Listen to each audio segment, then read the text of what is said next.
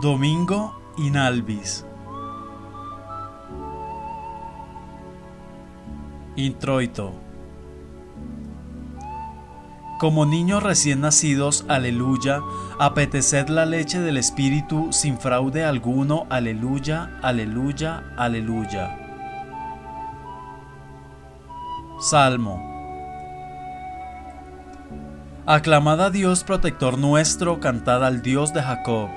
Gloria al Padre, y al Hijo, y al Espíritu Santo, como era en el principio, ahora y siempre, por los siglos de los siglos. Amén.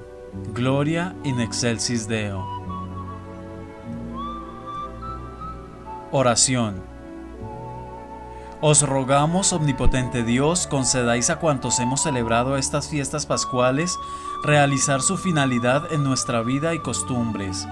Te lo pedimos por nuestro Señor Jesucristo, tu Hijo, que vive y reina contigo en la unidad del Espíritu Santo, Dios, por los siglos de los siglos. Amén. Primera Epístola del Apóstol San Juan. Carísimos hermanos, todo lo que viene de Dios vence al mundo, y esta es la victoria que vence al mundo, nuestra fe. Porque ¿quién es el que vence al mundo sino el que cree que Jesús es el Hijo de Dios?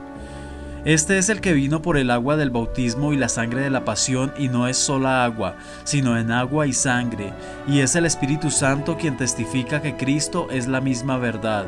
Porque tres son los que de él testifican en el cielo: el Padre, el Verbo y el Espíritu Santo. Y estos tres son una misma cosa, y tres son los que testifican en la tierra: el Espíritu, el agua y la sangre. Y estos tres vienen a dar un solo testimonio.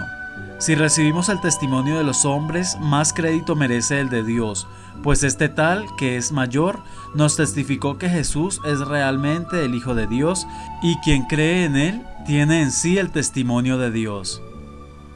Deo gracias, demos gracias a Dios.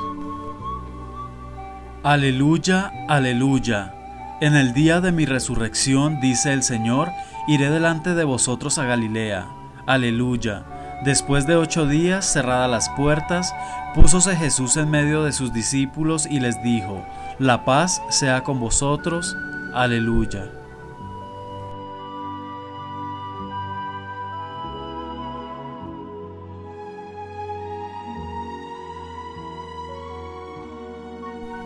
Continuación del Santo Evangelio según San Juan.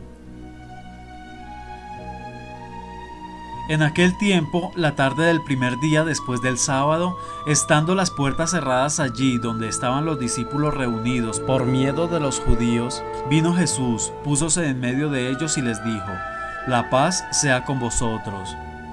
Y al decir esto, les mostró sus manos y su costado. Alegráronse los discípulos de ver al Señor. Jesús les volvió a decir: la paz sea con vosotros. Así como me ha enviado mi Padre, así yo os envío a vosotros. Y dicho esto, sopló sobre ellos y les dijo: recibid el Espíritu Santo. A quienes perdonéis los pecados, les serán perdonados, y a quien se los retuviereis, les serán retenidos. Pero Tomás, uno de los 12, llamado el Dídimo, no estaba con ellos cuando vino Jesús. Dijéronle los otros discípulos: hemos visto al Señor. Pero él respondió: si no viere la hendidura de los clavos, y metiere en ella mis dedos, y no hundiere mi mano en la llaga del costado, no creeré. A los 8 días estaban otra vez los discípulos en aquel lugar, y Tomás con ellos. Llegó Jesús, cerradas las puertas, colocóse en medio y dijo: la paz sea con vosotros. Después dice a Tomás: mete tu dedo aquí y mira mis manos, trae tu mano y métela en mi costado, y no seas incrédulo sino fiel. Respondió Tomás diciendo: Señor mío y Dios mío. Dícele Jesús: Tomás, has creído porque lo has visto. Felices los que creen sin haber visto. Muchos otros milagros hizo Jesús a vista de sus discípulos que no se han escrito en este libro. Lo de aquí se ha escrito para que creáis que Jesús es el Cristo, Hijo de Dios, y para que creyendo tengáis vida eterna en su nombre. Laudetur Jesus Christus, alabado sea Jesucristo. Credo in unum Deum.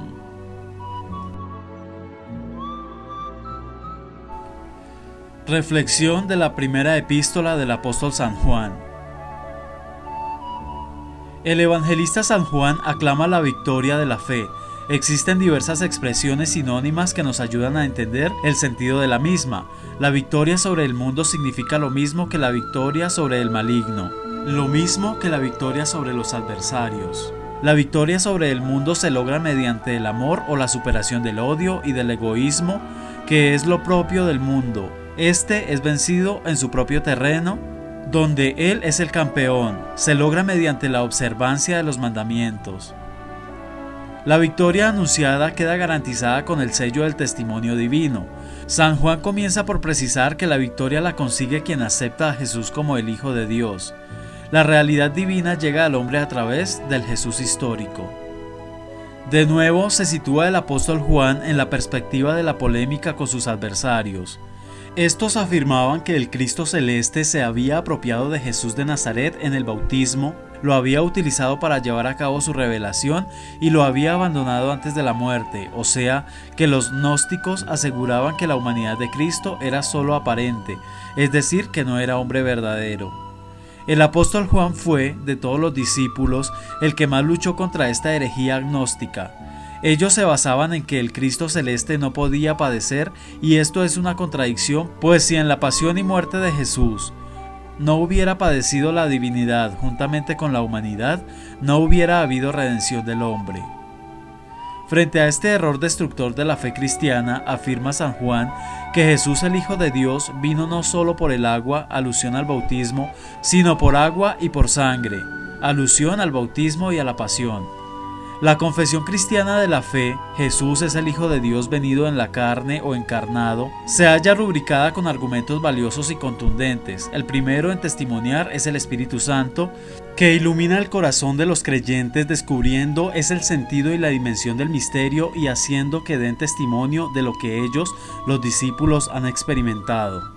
Nosotros como creyentes estamos en la obligación de formarnos y conocer nuestra fe para poder dar razón de lo que creemos, aunque esto es hasta cierto punto, pues la fe es algo que no se puede razonar por ser intangible.